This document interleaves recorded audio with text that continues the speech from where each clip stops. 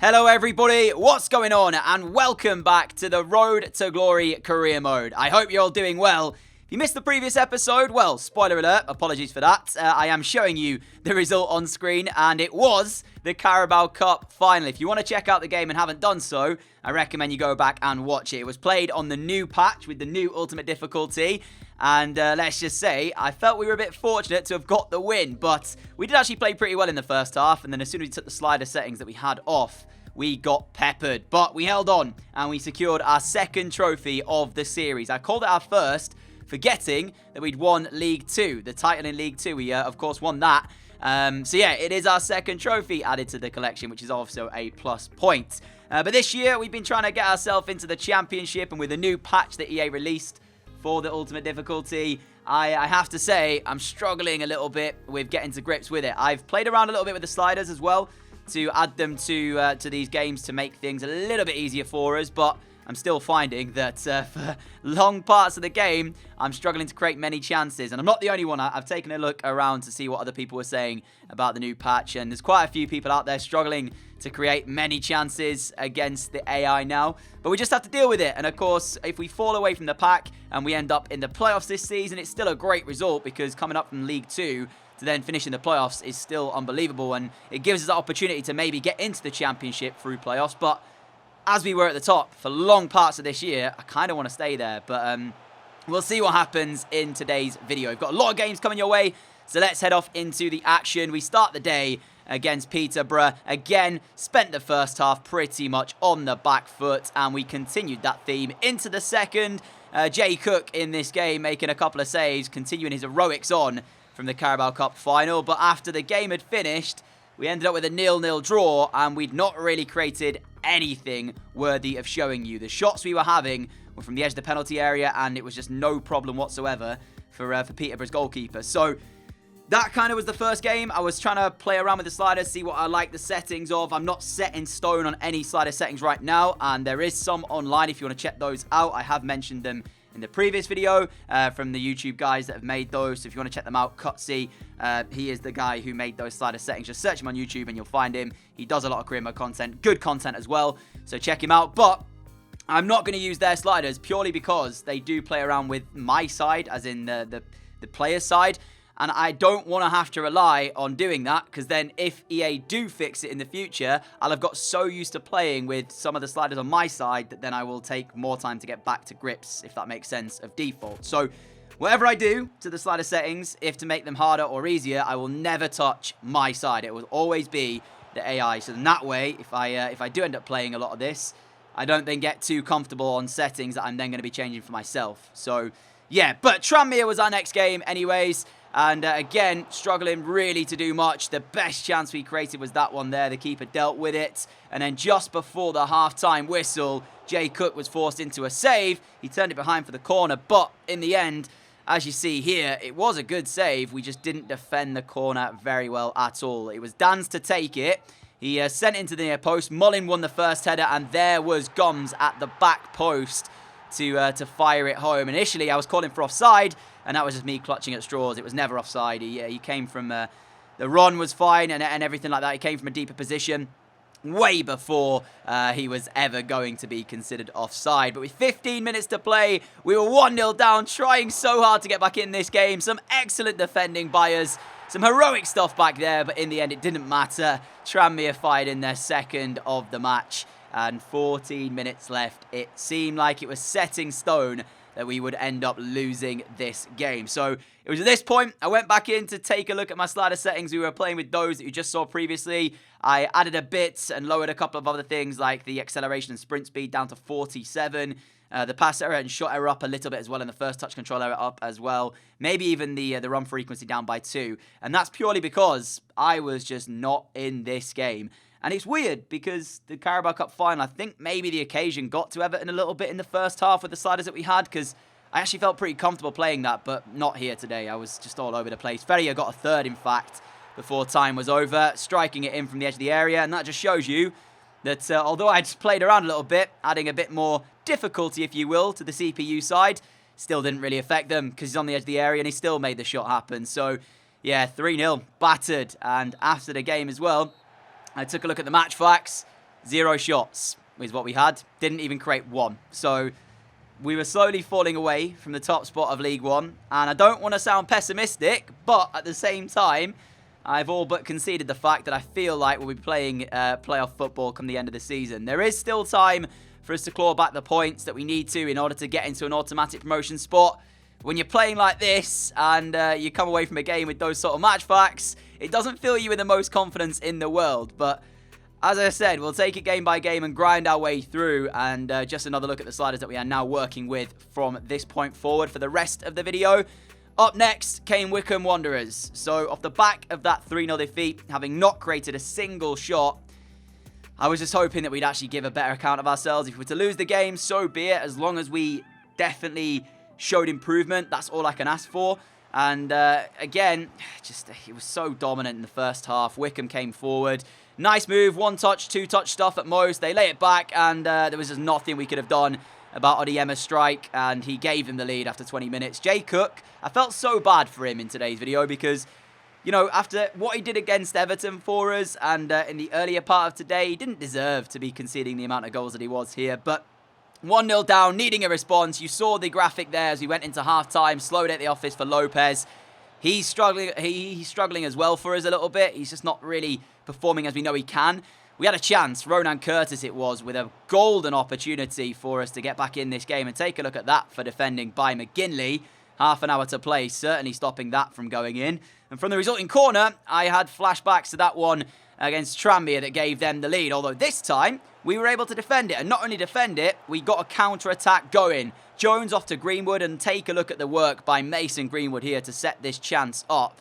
He runs for so long, so many Wycombe players in front of him. Lays it off to Jones. Jones off to Curtis. Curtis, great control before finding the finish off the inside of the right post. And we were back into the game. Of course, right being from the way he's facing. If you were the goalkeeper, it would have been the left post. You guys know what I'm saying. But that gave us a little bit of confidence all of a sudden. And we had our tails up slightly. And we ended up sending a cross into the box from a corner, which was cleared off the line. But they didn't get it out quick enough, Wycombe. And we were able to find another opportunity. Curtis Jones, take a bow. 10 minutes to go. Wycombe 1, Forest Green Rovers 2. The hero, you could argue, of the Carabao Cup final. He scored twice in that game. And this was right out of the top draw from Curtis Jones. Edge of the penalty area. Rifles it into the top corner. And it gave us the lead in a game where first half awful, second half much, much better. And with seconds left in the game, the victory was all but secured. We had time to grab a third. Guruzeta had come on, and he got himself on the score sheet as well. So what a response it was. 3-0 defeat to Tranmere to then come here, go a 0-0 down, and that could have done loads to the way our mentality and whatnot, especially with how we've been playing in that last game, having no shots. Everybody would have probably said that when they went 1-0 up Wycombe, that was a game where we're supposed to lose it. But the resurgence and the reply from the boys at half-time was quality. And yeah, we deserved the victory, in my opinion, just for the response. So 37 games in, we were down in 4th. We were 2 points adrift of Wigan, who were second in the last automatic promotion spot. Playoffs is all but secured, but we want that automatic promotion. So right now, this is where it now gets a bit of a test for us. We had Rochdale after that, 2-1 victory. Lopez grabbing both goals, and that was a bit of a relief because I was thinking that could have easily been us dropping points, and we did actually drop points to Doncaster earlier. I don't know if you saw that. But yeah, this means now 8 games to go, and look how close it is. 4 teams within 2 points of one another at the top of the table. So it's anybody's game at this point. And with Coventry playing here, they've got that team, as you can see on screen. A victory would do us the world of good. And if results went our way elsewhere, we could easily be back top of the table after this game. That's all I was thinking. Get this result, go back top. But we were without Lopez. Williams started in cam. Lopez needed a bit of a rest. And we also didn't have Bukayo Saka either. So Mondal started on that right-hand side. And look at that from Williams. Step over gets him in the penalty area before finding a shot, which came back off the near post and ended up Curtis. He just couldn't get the ball under control, and we ended up kicking it straight out of play. But again, it was Coventry who would strike first in the game. It wouldn't be a game for us today unless we were falling a 0-0 down. 2 minutes until half-time. We defend the initial cross, don't get out quick enough to Shipley, who has the shot, beats Jay Cook, and they had the lead.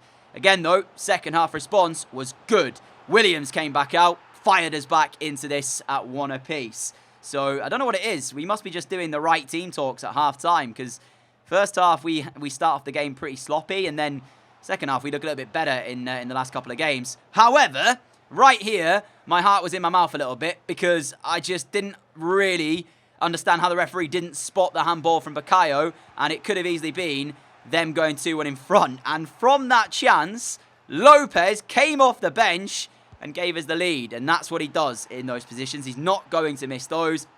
You could see from a mile off that was going in the back of the net when he got through one-on-one, and it just so happened that that would have been enough for us to pick up the victory. Coventry 1, Forest Green Rovers 2. By no means are we dominating these games, and that is giving us a little bit more of a competitive, I guess, aspect to the series now with this new sliders and the difficulty.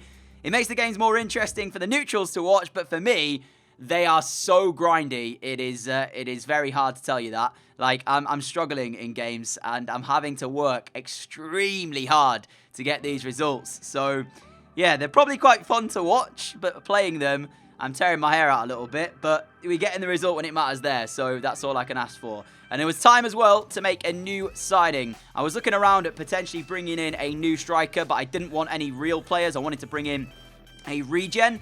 And if you remember, way back in the Hartlepool days, Riera Canadell was actually signed from Ibar. He didn't come through our youth academy. So I was looking around at strikers. I found this guy, Sean Haroun. He's a Belgian, 5'11" striker, I believe playing for Toulouse. We signed him for £200,000, so worst case scenario, he doesn't work out. We'll probably get a similar amount back for him if we are to sell him on. But the reason I brought him in, he's got 5-star weak foot, 3-star skill moves. So he's got a good height for a striker. He's got that 5-star that I like in my strikers to be able to hit them on both feet. And he's actually got high attacking work rates, low defensive work rates. So moving forward, get him in the training, he should be pretty good for us as a striker. Maybe not for next season, but certainly in the future, with the right training and the right progression, he could well be a world beater in football. Last game of the day, though, Colchester was going to be that. They came up with us last season.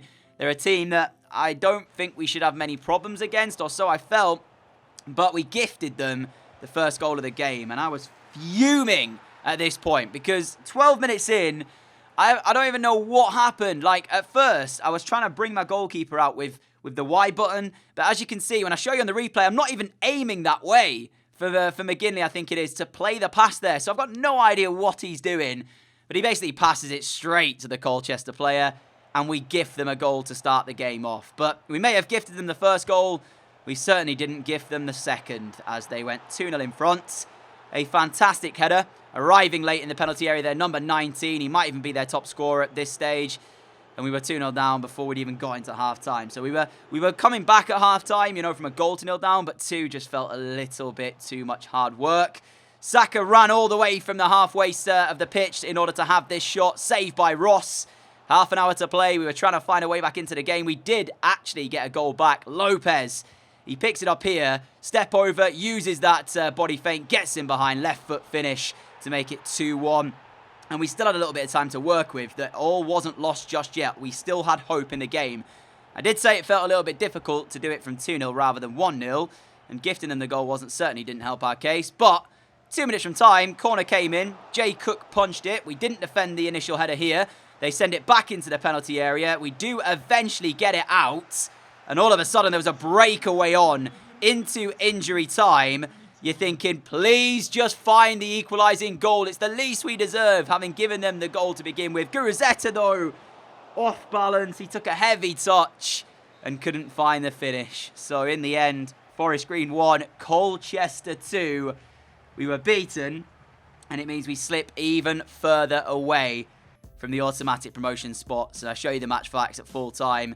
Nothing in the game, really. There really wasn't nothing in the game. So it's like we're having these games that are a lot closer, which is great to see because it gives that competitiveness, but it's just so frustrating when you lose a game like that, especially the way we lost it. So 6 games to go. There's the league table. Hopefully you enjoyed today's video. If you did, a like would be greatly appreciated. I will try and get the next episode up for you very, very soon. Thank you so much for all of your support on the channel. And until next time, have a great day, have a great evening, and I'll catch you all again soon. Adios.